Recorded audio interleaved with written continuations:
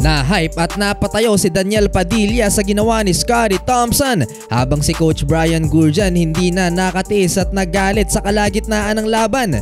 Eto na ang pivotal Game 5 based on statistics ng PBA Finals kung sino mga idol ang nananalo sa Game 5 ang madalas na magkampiyon sa PBA Finals. Back-to-back na walang import ang Dragons dahil ayaw pa ring isugal ni Coach Brian Goorjian si Andrew Nicholson. First quarter mga idol, Jamie Malonzo bininyagan sa final si Zheng Qilong. Alley-oop poster dunk in transition mula sa napakagandang assist ni Scottie Thompson. Top highlight yan panigurado sa PBA career ng Ginebra High Flyer. Umabot mga idol ng 11 points ang lead ng Barangay Ginebra pero nagpaulan mga idol ng 3 ang Bay Area Dragons at ang lead na yan natapyas hanggang sa lumamang pa nga ang PBA guest team 24-23 sa pagtatapos ng first quarter. Galit na ang 7-5 na si Big Liu dahil maagang na foul trouble. Siya pa naman din ang problema ng Gen Kings inside the paint. Second quarter, balik sa Barangay Ginebra ang lamang. Take over na si Justin Brownlee, 20 points so far for JB. Dinodomina naman ni Big Liu ang ilalim mga idol at double-digit scoring na rin para sa Great Wall of China. Si Coach Brian Goorjian mga idol napapangiti na lang sa manipis na tawagan ng official dahil ang kanyang best player na si Hayden Blankley with 15 points nakapang-apat ng foul sa second quarter pa lang. Pero dito mga idol hindi na nakatiis pa si Coach Brian Goorjian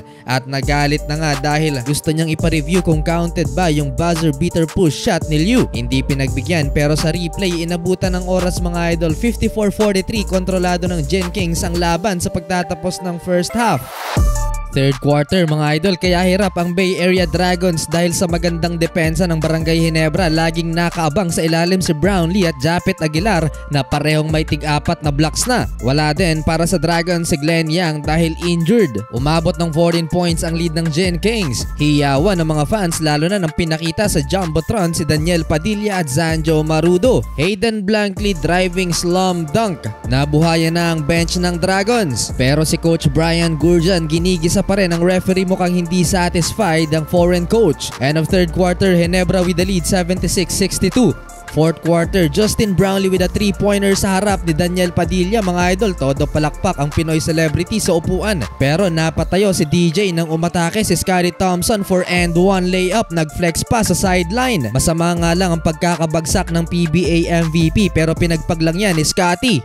Crunch time mga idol, naibaba pa ng Bay Area Dragons ang lead ng Ginebra sa 5 pero Stanley Pringle big time back-to-back 3-pointer sa last 2 minutes para muling ibalik sa 11 points ang lead ng Gen Kings. Sa huli nakuha pa rin ng Barangay Ginebra ang Game 5 at 3-2 na ang serye pabor sa Barangay. May pinosterize pa si Japet Aguilar, final score 101-91. 37 points for Justin Brownlee at Stanley Pringle 20 points.